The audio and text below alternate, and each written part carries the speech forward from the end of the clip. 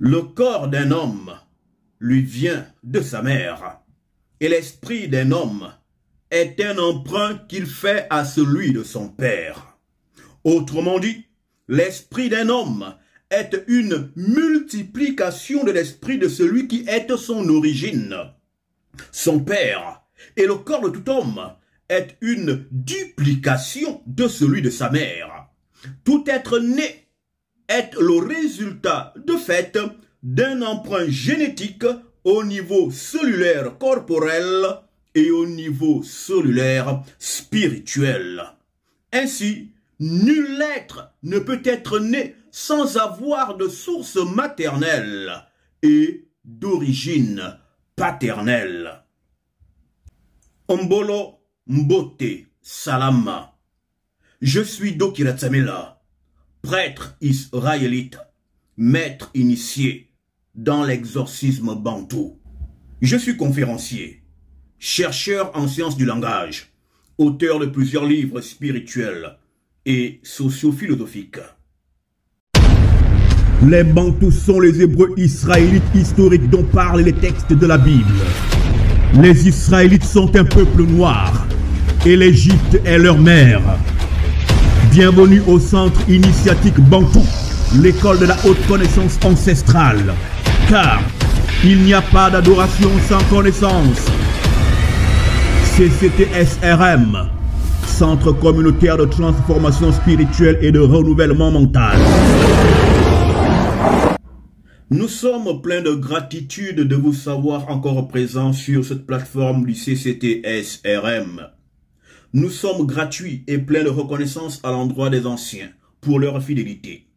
Et si vous êtes nouveau ou nouvelle sur cette chaîne du CCTSRM et que vous n'êtes pas encore abonné, nous vous invitons de le faire. Abonnez-vous et n'oubliez surtout pas d'activer la cloche des notifications car elles vous permettront d'être mis au courant de toutes nos prochaines publications et de cette manière, vous suivrez de très près les activités en connaissance que nous diffusons ici de manière assez régulière. Merci.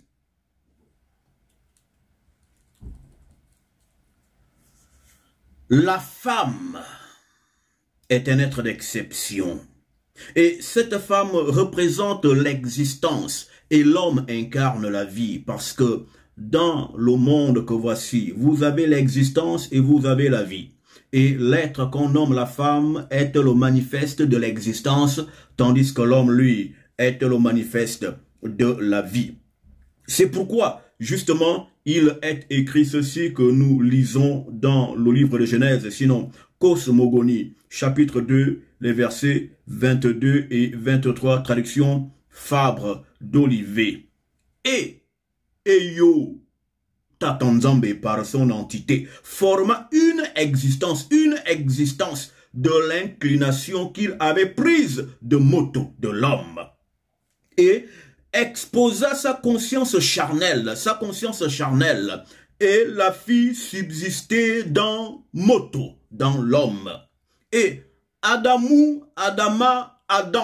déclarant sa pensée, dit, celle-ci est véritablement substance de ma substance et forme de ma forme. Et il l'appela Aïcha, ce qui veut dire existence charnelle, conscience de la nature de l'homme. Faculté volitive efficiente à cause du principe volitif intellectuel Aïch, le vivant, la vie, dont elle avait été tirée en substance, Et ici, vous semblez entendre que l'existence proviendrait de la vie, que la vie enfanterait l'existence. Mais vous allez comprendre certaines choses que l'esprit des ancêtres vous permettront de pouvoir pénétrer en ce jour que sommes-nous ici pour l'éclaircissement de certains détails inaccessibles aux néophytes. La femme, de fait, comme de 10 ans l'était déjà, est l'existence. dans ces textes comme celui que venons-nous de lire, elle semble venir après l'homme. Mais sachez que l'existence précède la vie. On y reviendra dans un moment et nous tombons déjà de suite dans l'explication de ce que sommes-nous ici en train d'avancer. En effet, nous commençons ici par dire que lorsqu'un enfant doit être formé ou être façonné, il est formé ou façonné à partir de la chair de sa mère, du corps de sa mère et dans le corps de cette mère-là. Jérémie 1,5, traduction écuménique de la Bible. Avant de te façonner dans le sein de ta mère, avant de te façonner dans le sein de ta mère, je te connaissais. Avant que tu ne sortes de son ventre, je t'ai consacré. J'ai fait de toi un prophète de toutes les tribus de Isuria, Isolélé, Israël. J'ai fait de toi un prophète pour les nations. Les nations là renvoient aux tribus formant la race sacerdotale des Boto. Car chaque tribu avait ses propres prophètes. Tu ne pouvais pas être de Yaoundé et aller être prophète chez Benjamin ou aller être prophète chez Manassé. Chaque tribu avait ses propres prophètes, chaque tribu avait ses propres nganga. Tu ne peux pas être atteint des questions mystiques et diaboliques, des questions de mari de nuit et aller voir des nganga étrangers, c'est-à-dire d'autres tribus. Tu dois au préalable voir un nganga de ton peuple, de ta lignée, de ta maison. Et parce que quoi? Parce que les nganga étaient tribaux. Les nganga étaient tribaux. Tout se passait dans la race de façon tribale. Chaque tribu restait fidèle à elle-même, car la société des Bantous israélites est une société tribaliste, est une société qui fonctionne sous la houlette du tribalisme. C'est pourquoi chez nous, on se présente sous la base du tribalisme. C'est pourquoi quand tu me demanderais qui es-tu, je dirais je suis et quand. Et quand moi te demanderai qui es-tu, tu me diras que tu es pour nous, tu es Nzebi, tu es Bamileke. Lorsque tu te définis à partir du fait Bamileke, du fait Pounou Nzebi, du fait Bakongo, Bangala. Ceci veut dire que tu te présentes sous le prisme du tribalisme parce que tu mets ta tribu en avant. Notre peuple est un peuple tribaliste. Tant que l'Afrique combattra le tribalisme, l'Afrique ne s'en sortira pas. Le tribalisme est un modèle de société qui est celui du peuple élu, mais l'on vous amène à combattre votre propre nature, votre propre identité. Personne d'entre vous ne dira qu'il est complètement gabonais en reniant son essence Ekan, son essence Pounou, son essence Nzebi. Personne d'entre vous ne reniera ses ancêtres pour dire qu'il est complètement camerounais, complètement congolais. Non, chacun de vous référera à son essence tribale. Il référera à son ancestralité parce que nous tenons compte des ancêtres. Nous tenons compte de notre ascendance tribale parce que nous sommes des peuples tribalistes et tribaux. Nous sommes des peuples qui fonctionnons sous le prisme du tribalisme sociétal. Et le tribalisme n'est pas un mal, n'est pas quelque chose de démoniaque, de diabolique. Vous devez arrêter. L'ignorance est ce qui tue le nègre. Quand le noir se réveillera et qu'il aura connaissance de qui il est, il arrêtera de combattre contre lui-même. Combattre contre le tribalisme, c'est combattre contre vos ancêtres. Besoin avais-je de le dire, afin que vous compreniez certaines choses qu'ici sommes-nous en train d'évoquer. Et donc, poursuivons-nous dans cette même lancée, car nous étions là dans une digression afin d'apporter un certain nombre d'explications encore sur la thématique passée qui était ici, vous donner instruction. Donc, avant de te façonner dans le sein de ta mère, l'homme commence dans le sein de sa mère. Et à partir du sein de la mère, c'est là que l'homme commence. Et vous disais-je que quand le prophète Jérémie avait été conçu, avait été fabriqué dans le sein de sa mère, il devait être un prophète de toutes les tribus, car il était un prophète majeur, celui qui coiffait les prophètes de toutes les 12 tribus de Isuria, Israël. C'est pourquoi dit-on de lui qu'il était un prophète pour les nations, un prophète de toutes les nations et non un prophète de toutes les nations de la terre, jusqu'aux païens, jusqu'aux incirconcis de chair, d'esprit et de cœur, comme les religions prétendument révélées le laissent aujourd'hui à comprendre auprès de leurs ouailles. L'homme, de fait, était façonné dans le sein de sa mère, mais surtout, l'homme est façonné à partir de l'être physique de sa mère, à partir du corps matériel de sa mère. Là que vous êtes là, ainsi que vous me regardez là, le corps que vous avez là est le corps de votre mère. Vous avez pris le corps de votre mère. Même si vous seriez physiologiquement comme votre père, que vous auriez un baptisement qui vous rapprocherait ou qui rappellerait celui de votre père, mais les matériaux qui ont participé à ce baptissement-là, à cette construction de votre corps matériel, vous viennent de la chair de votre mère. Votre chair vous vient de votre mère. Votre chair est la prolongation de la chair de votre maman. Tous les hommes sur la terre portent la chair de leur mère.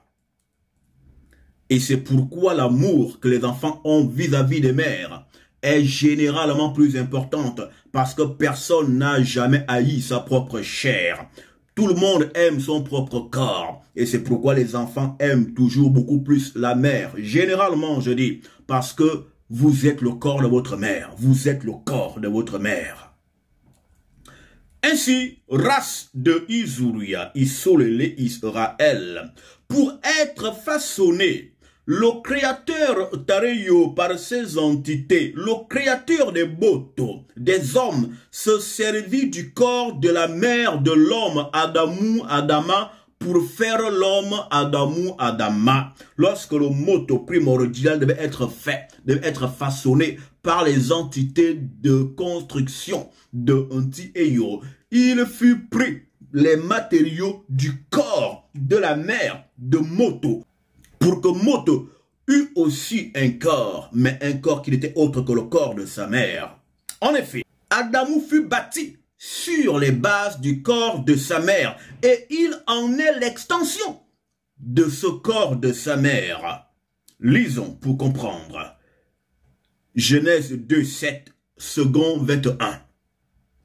Anti-Eyo, par le manifeste de son entité, façonna l'homme Moto avec la poussière de la terre, avec la poussière de la terre.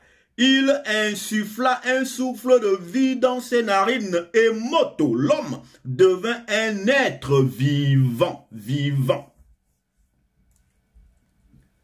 Le corps de l'homme n'est pas façonné à partir de rien, mais bien à partir d'un matériau appelé poussière, comme on peut le relire dans ce texte de la sanction de l'entité de Tété contre Adamou, l'homme, après qu'il eut trébuché sous le conseil de la femme qui était avec lui.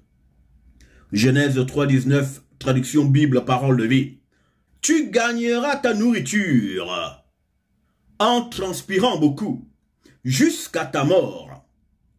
À ce moment-là, tu retourneras dans la terre d'où tu viens, Oui, tu es fait de poussière, et tu retourneras à la poussière. Tu es fait de poussière et tu retourneras à la poussière. Lorsque l'homme est créé, on prend le matériel qui est le corps de sa mère pour qu'il soit fait. Et c'est pourquoi ici dit-on qu'il est poussière, qu'il a été tiré de la poussière. Nos mères sont de la poussière. La mère est une poussière. Mais surtout, la poussière, c'est le corps de la mère de l'homme. Et la poussière est une mère. Et cette mère-là, qui est poussière-là, c'est la terre. la terre est une mère.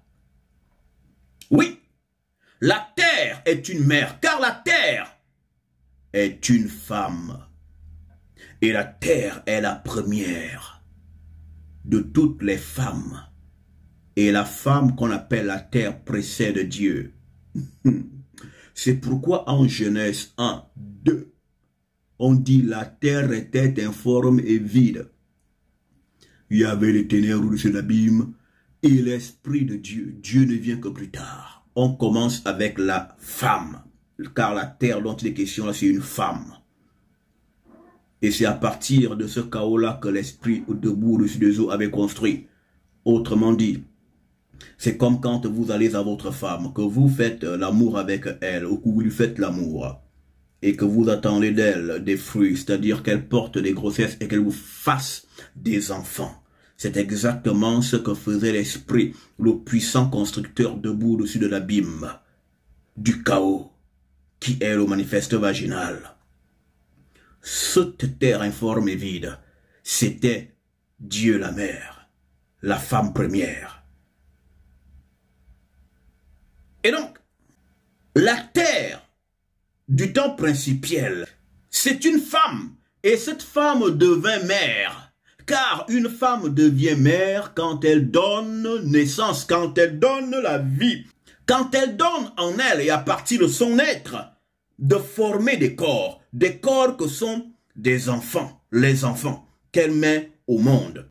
Donc, la poussière représente les rudiments du corps de la terre, qui est une mère, qu'elle mobilisa pour former et donner un corps à son fils Moto, Adama, qui était sur le point d'être façonné. Elle a donné la poussière qu'est son corps pour que son fils ait un corps, et pas un corps différent, un corps qui soit exactement comme celui de sa mère. C'est pourquoi dit-on de lui que tu es fait de poussière et tu retourneras à la poussière. Tu retourneras à l'élément qui t'avait donné forme. La terre donnant donc sa chair, son corps, la poussière, pour la formation du corps de l'homme, Adamou, son fils premier-né de la descendance de la femme. Car la terre est effectivement une mère, comme tantôt le disions-nous. Elle est la mère de l'homme, la mère de Adamou. C'est pourquoi je vous ai toujours enseigné, et l'enseignai-je encore maintenant que je vous parle, en vous disant que la femme précède l'homme. La femme précède l'homme parce que l'homme vient de la femme, de sa mère appelée la terre. L'homme vient de la femme. Mais quand dans la religion on vous relate l'histoire, parce que c'est pas eux les rouleaux, il vous présente la dimension où c'est la femme qui vient de l'homme. Non. L'homme vient de la femme.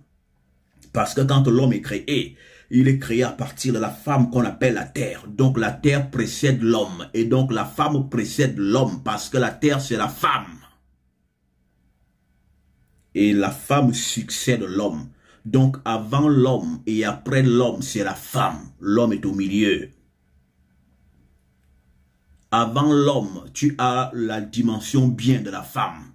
Après l'homme, tu as la dimension mal de la femme. C'est pourquoi c'est la femme d'après qui avait apporté le malheur, la destruction dans la vie de Moto. Parce que la femme qui est sortie de la courbure de l'homme représentait la dimension du mal de la femme, c'est-à-dire la dimension de la faiblesse. Car la femme est un être faible. Et faible veut dire être mal. C'est le mal. La faiblesse, c'est le mal. Je m'arrête là, je ne dirai pas plus. Mais allons-y voir la femme qu'on appelle la terre, qui est en fait l'incarnation de la dimension du bien, c'est-à-dire la dimension lorsque la terre produit la vie, des énergies positives. C'est là qu'elle incarne le bien. Et quand elle reçoit dans les caveaux dans les caveaux sépulturaux. Là, la terre représente le mal. Siracide 40, verset 1er, version la Septante. À tout homme a été imposé une grande misère, et un joug pesant est sur les enfants de Moto, Adama. Depuis le jour où ils sortent du sein de leur mère. Là, vous avez la dimension bien de la femme. Ça, c'est le bien. Jusqu'au jour de leur sépulture. Ça, c'est la dimension du mal. Dans le sein de la mère commune, la mère commune. Ici, on vous présente la terre comme une mère, comme donc une femme, mais une femme qui a atteint le grade de mère, car la maternité est un grade. La terre est une femme, et de la femme, de cette femme-là, la terre-là, vient l'homme. Donc la femme précède l'homme. Maintenant, réouvrez encore et toujours et davantage votre audition spirituelle pour comprendre les propos qui vont suivre. L'homme commence par sa mère, sous la forme d'un ovule, car l'ovule représente ce qu'on appelle la poussière, qu'il fallait au départ pour que l'homme ait un contenant qui contiendrait les autres éléments qui suivraient pour sa manifestation. L'ovule représente la poussière. C'est après que la mère ait fourni l'ovule, donc la poussière, qui est le corps de l'homme en devenir, que plus tard, le père produit l'esprit de l'enfant en devenir. Que suis-je ici de disance à votre endroit?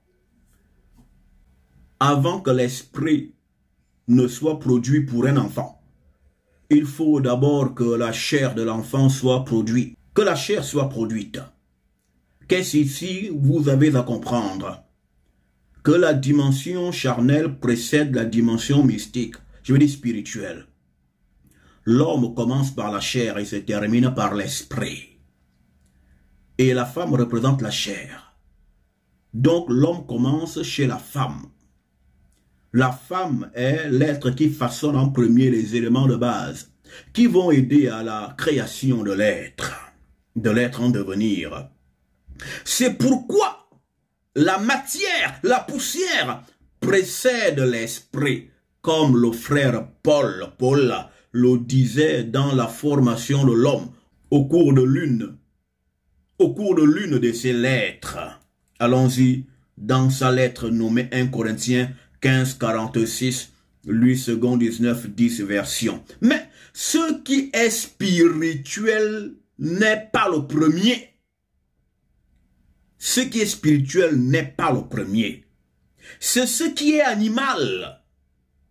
Ce qui est spirituel vient ensuite. Donc l'animalité, la chair, la poussière vient avant l'esprit.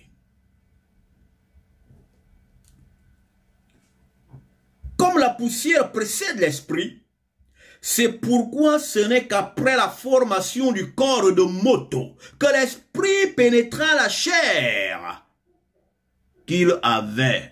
Et autrement dit, ce n'est qu'après la formation du corps que l'esprit pénètre la chair, comme le spermatozoïde pénètre l'ovule, qu'après que l'ovule ait existé.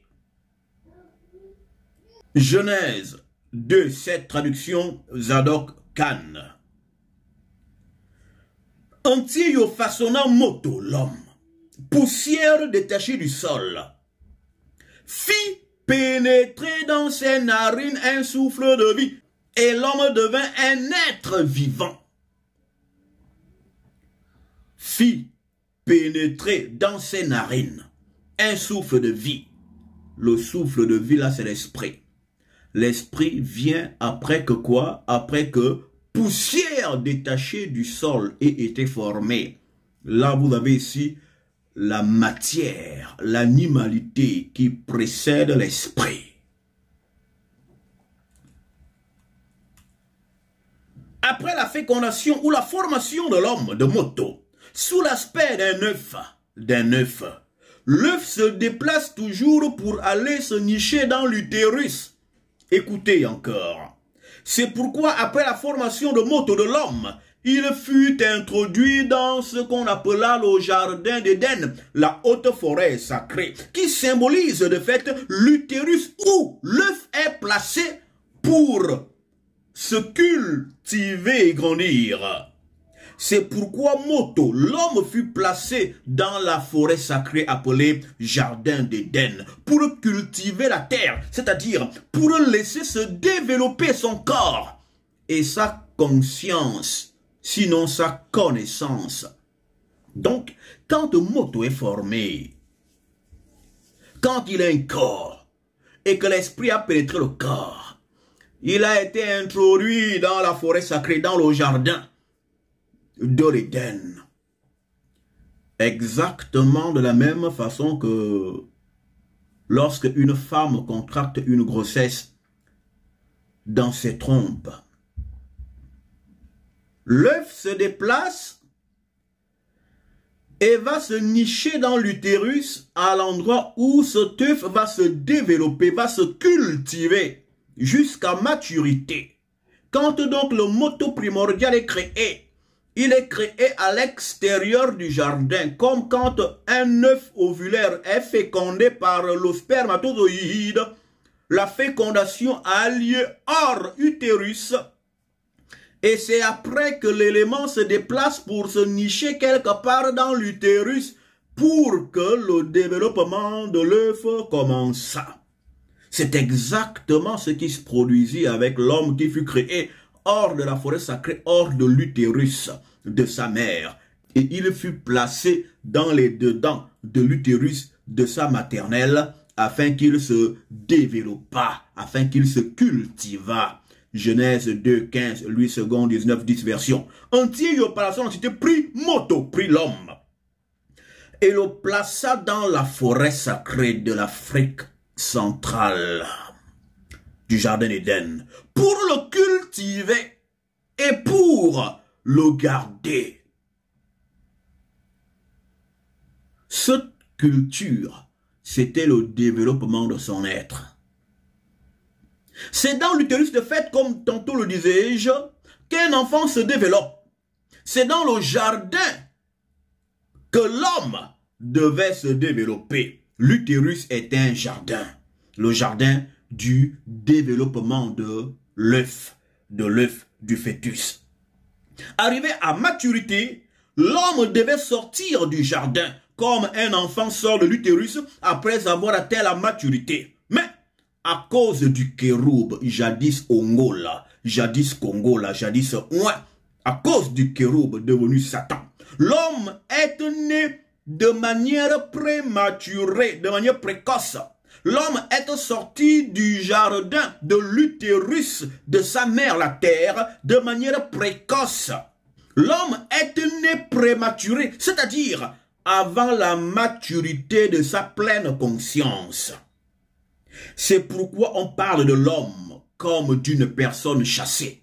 C'est-à-dire que l'homme est parti au moment où il ne devait pas encore partir. Il a été expulsé de l'utérus qu'on appelle le jardin d'Éden avant qu'il n'ait atteint la maturité lui permettant de se rendre au dehors, au fait de pouvoir faire face aux réalités du monde extérieur. Donc il est sorti de la forêt sacrée de manière précoce et précipitée. C'est pourquoi dit-on de lui qu'il fut chassé de la forêt sacrée. Genèse 3, Louis II, 19, 10, versets 23 à 24. Anti-Eyotete, par son entité, le chassa de la forêt sacrée du jardin d'Éden de l'Afrique. Pour qu'il cultiva la terre d'où il avait été pris. C'est ainsi qu'il chassa Adam. Et il mit à l'orient du jardin de la forêt sacrée dans l'Afrique ancestrale des kéroubes, des entités de serpents. Des kéroubes sont des serpents. Ce sont des dragons qui agitent une épée flamboyante pour garder le chemin de l'arbre de la vie. Autrement dit, race de Dieu, l'homme est un avortement raté, car le serpent qu'on appelle le chérubin, jadis Congo, avait voulu faire avorter la terre, de manière que l'enfant dont elle était enceinte ne naquit point. Et donc, l'homme est un avortement raté, qu'il est né de manière prématurée. Une fois né, sans avoir atteint la maturité, il fallait qu'il développât sa conscience charnelle et qu'il éduquât la femme de qui il était aussi sorti. Cet aspect pourra être développé à un autre moment, mais nous poursuivons et nous disons maintenant ceci. Dans l'utérus où est placé l'homme formé sous la forme d'un œuf, il y a un liquide qui conserve l'enfant appelé le liquide amniotique dans le sein des femmes enceintes quand l'enfant se déploie en développement de son être dans le sein maternel, il est plongé dans une eau qu'on appelle le liquide amniotique. Dans la forêt sacrée appelée le jardin d'Éden, il y avait aussi un liquide amniotique, car le liquide amniotique sert à vivifier le fœtus, sert à garder en vie l'enfant, sert à vivifier l'enfant. Mêmement, dans la forêt sacrée, il y avait un liquide équivalent au liquide amniotique qui avait pour fonction de vivifier l'utérus qu'on appelle le jardin de l'Éden. Genèse 2.10, cosmogonie. 2.10, traduction Fabre d'Olivet. Cependant, une émanation lumineuse, telle qu'un vaste fleuve, coulait de la sphère sensible pour la vivification de l'enceinte organique. Coulait de la sphère sensible pour la vivification de l'enceinte organique, s'y divisait et paraissait au dehors selon la puissance quaternaire multiplicatrice en 4 principes. Tout ceci compliqué, certainement pour beaucoup, mais l'intérêt ici est de vous laisser entendre l'importance de cette émanation liquide et lumineuse, ici dit tel un vaste fleuve. Et cette émanation fluviale avait pour vocation de vivifier l'enceinte organique, exactement comme le liquide amniotique sert de vivification de l'enceinte de la matrice pour l'enfant qui est en développement. Le jardin d'Éden était l'utérus qui a conservé l'homme pour sa croissance, comme l'utérus d'une mère conserve le fœtus ou le bébé en son sein en attendant qu'il naisse. Bien le merci d'avoir regardé cette édification. Nous vous espérons présents au prochain rendez-vous et vous exhortons de vous abonner, de partager cette vidéo à plusieurs, de commenter, de poser vos questions et nous y reviendrons pour y répondre si besoin il y a. À très bientôt. Au revoir. Les Bantous sont les Hébreux israélites historiques dont parlent les textes de la Bible. Les Israélites sont un peuple noir et l'Égypte est leur mère. Bienvenue au centre initiatique Bantou, l'école de la haute connaissance ancestrale. Car il n'y a pas d'adoration sans connaissance. CCTSRM, Centre communautaire de transformation spirituelle et de renouvellement mental.